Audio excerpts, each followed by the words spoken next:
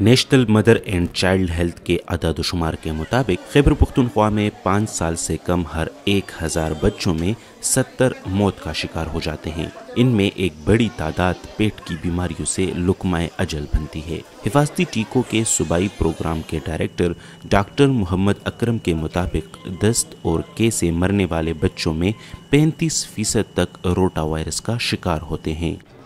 اب روٹا وائرس جو اس age group کو ہٹ کر رہے ہیں وہ ہمارے جو 1 سال سے کم عمر کے بچے ہیں اس ایج گروپ کو ہٹ کر رہے ہیں۔ بیماری یہ کیا کر رہے ہیں؟ بیماری یہ کہ یہ دست، اسہال اور کے۔ تو اگر ہم دیکھیں تو عمر کے حوالے سے بھی یہ بچے بڑے ولنریبل ہیں۔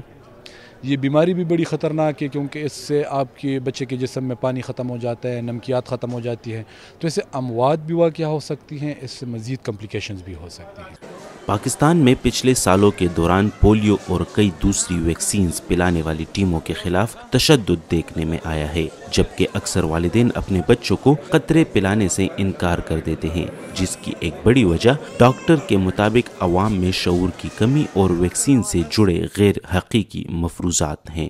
امید کی جاتی ہے کہ اگر یہ ویکسین ٹھیک طریقے سے بچے لے لیں اور پیرنٹس میں یہ اویئرنیس آ جائے، روٹین ایمونائزیشن میں شامل ہے، مفت دیتے ہیں، تو ہمارے بچوں میں ڈائریا یا دست کی بیماری ہے اس میں کمی آئے گی، اور ظاہری بات ہے جب بیماری نہیں ہوگی تو بچے صحت مند ہوں گے اور ان کے اموات بھی نہیں ہوں گے۔ Pakistan demographic and health survey کے اعداد کے مطابق ملک میں سالانہ 3.5 لاکھ سے زائد بچے اپنی 5ویں سالگرہ منانے سے پہلے ہی لقمہ اجل بن جاتے ہیں۔ اس تعداد کو کم کرنے کے لیے بچوں کو حفاظتی ٹیکے اور قطرے پلانے انتہائی اہم ہیں۔ عمر فاروق، اردو VOA، پشاور۔